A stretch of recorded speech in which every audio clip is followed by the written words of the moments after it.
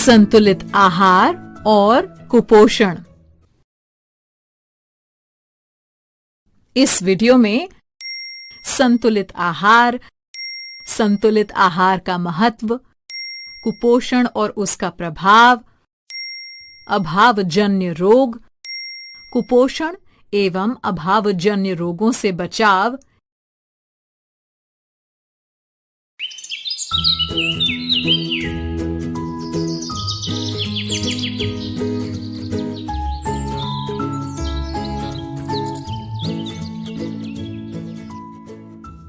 अरे वाह, देखो बुधवार को तो मेरी पसंद का मटर पनीर खाने को मिलेगा। मजा ही आ जाएगा। अरे बच्चों, तुम सब क्लास के बाहर क्या कर रहे हो? आज पढ़ने लिखने का इरादा नहीं है क्या? नमस्ते संपर्क दीदी, आप कब आई? हमने तो आपको आते हुए देखा ही नहीं। हाँ, नमस्ते। मैं तो तब आई जब तुम सब इस चार्ट को देखने में व्यस्त थे। आखिर ऐसा क्या देख लिया तुम सबने इस चार्ट में जो इतने ध्यान से देख रहे हो? दीदी, टीचर जी ने नया साप्ताहिक भोजन चार्ट बनाया है ना, तो हम देख रहे थे कि किस दिन हमें क्या क्या खाने को मिलेगा। अच्छा, तो ये बात है। हाँ संपर्क दीदी, टीचर जी ने हमें बताया कि सप्ताह के हर दिन हमें स्वादिष्ट और पौष्टिक खाना खाने को मिलेगा।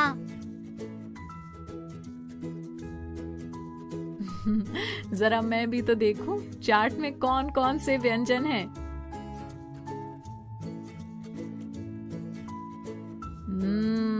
इस चार्ट में सभी व्यंजन पोषण से भरपूर हैं। हाँ संपर्क दीदी, आज से ही इस चार्ट के अनुसार खाना बनना शुरू हो गया है। ये तो बहुत अच्छी बात है। मतलब अब से पूरा सप्ताह तुम सबको संतुलित आहार खाने को मिला करेगा। संतुलित आहार? लेकिन दीदी, टीचर जी ने तो कहा था कि हमें पौष्टिक भोजन खाने को मिलेगा, जिसमें हर दिन सभी पोषक तत्व सम्मिलित होंगे। हाँ खोजी, उसी को तो कहते हैं संतुलित आहार। समझ नहीं आया दीदी। कक्षा में चलो, फिर बताती हूँ।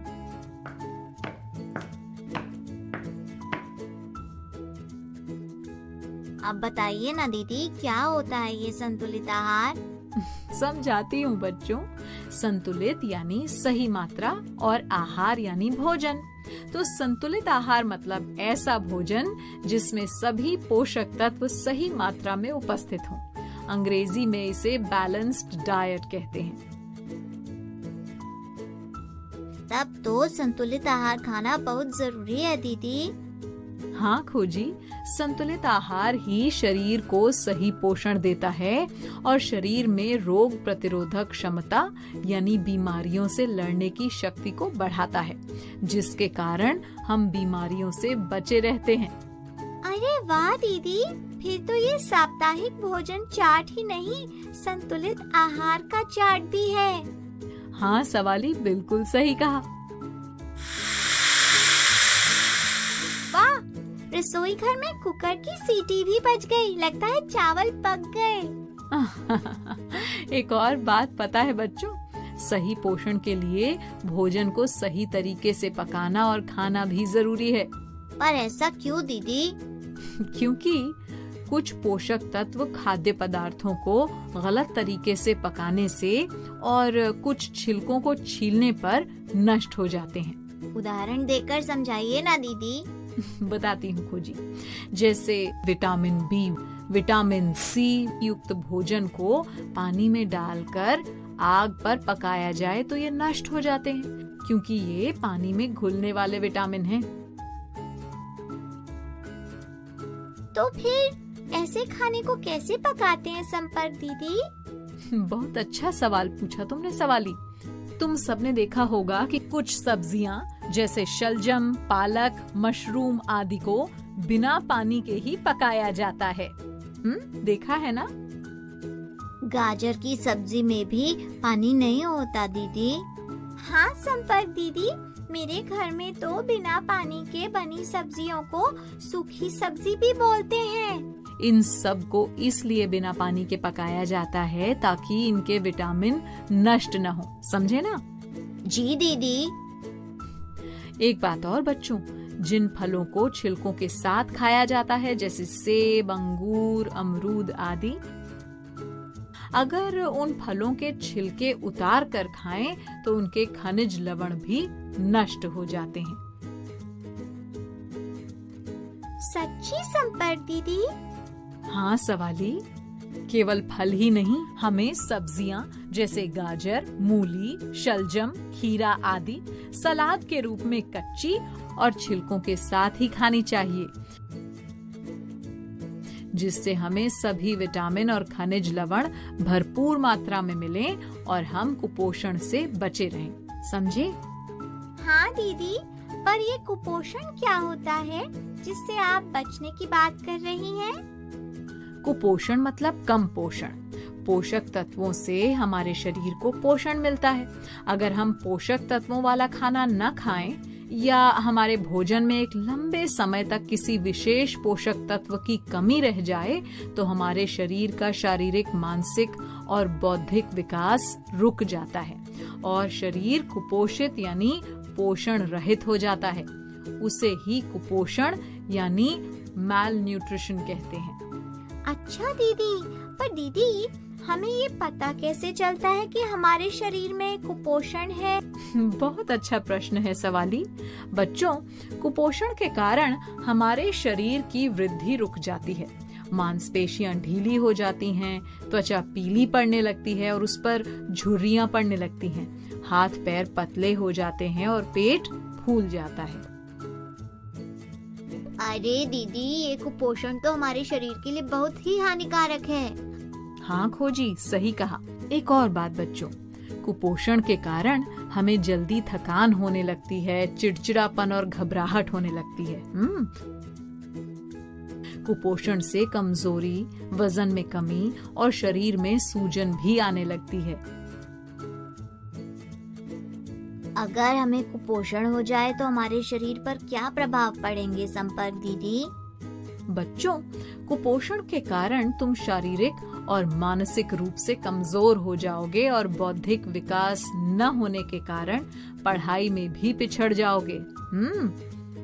मतलब अच्छी तरह से पढ़ने के लिए भी संतुलित आहार जरूरी है ना दीदी?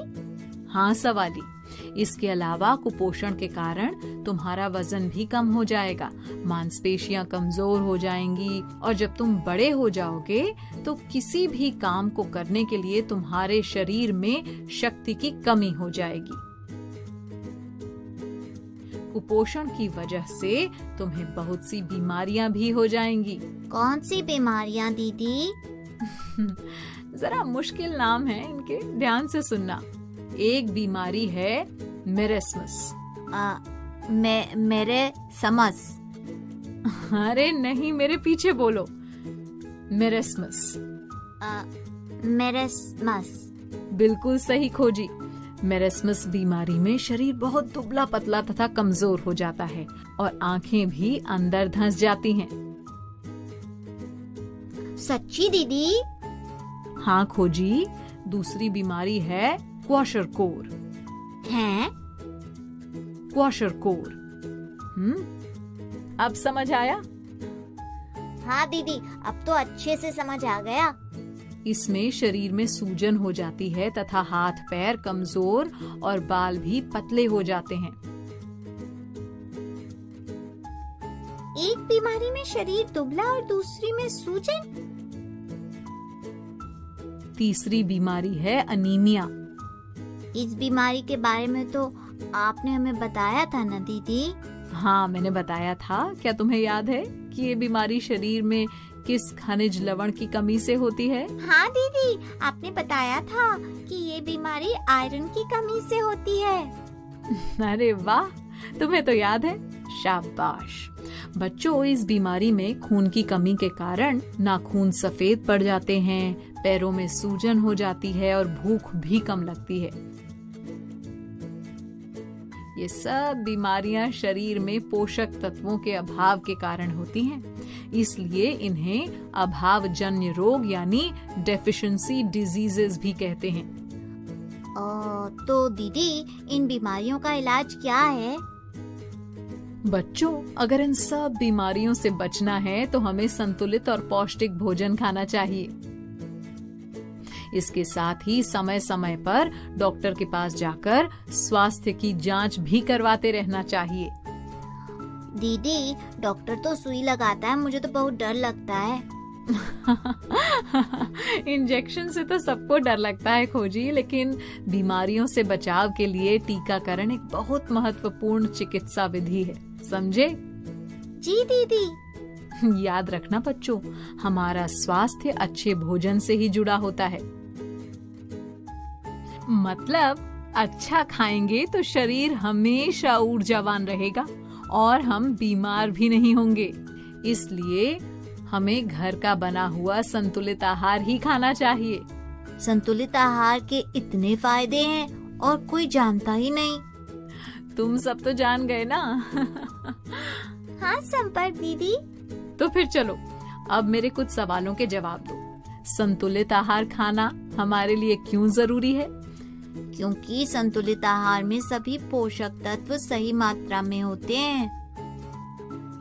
हाँ संपर्क दीदी, और संतुलित आहार से हमें उचित पोषण मिलता है और हम बीमारियों से भी बचे रहते हैं। शाबाश बच्चों।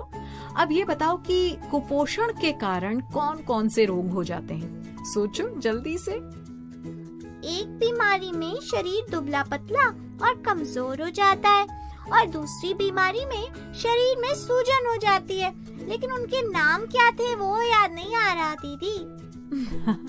उनके नाम है मेरेस्मस और क्वाशरकोर। अब तो याद रहेंगे ना?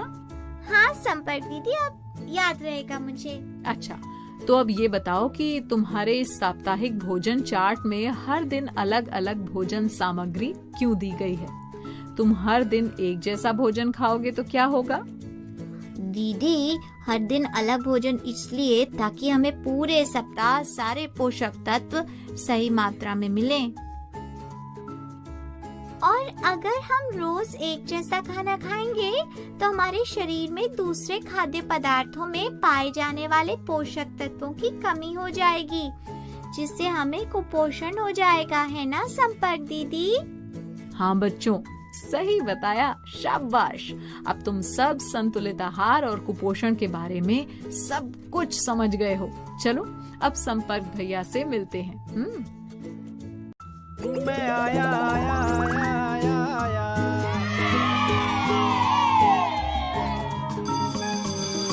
ओके बच्चों, बाय बाय बाय।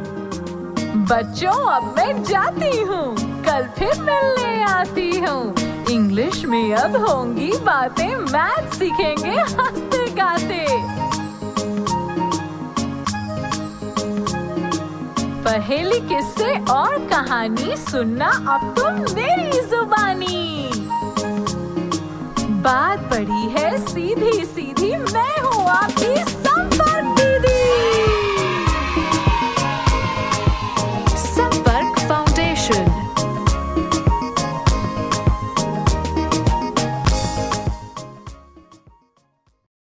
आपको ये वीडियो देखकर मजा आया ना?